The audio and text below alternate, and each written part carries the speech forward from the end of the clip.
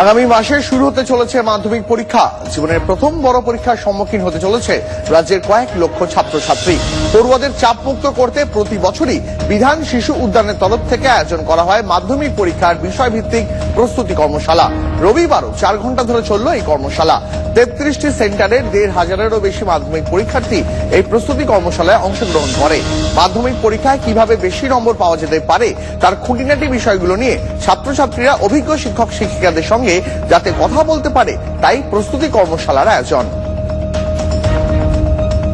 এই বিধান শিশু উদ্যানে মক টেস্ট দিয়ে আমাদের যে উপকার হয়েছে সেটি হলো আমাদের যে খাতা বা যে আমরা কতটা তৈরি হয়েছি সেটা জানতে পেরেছি।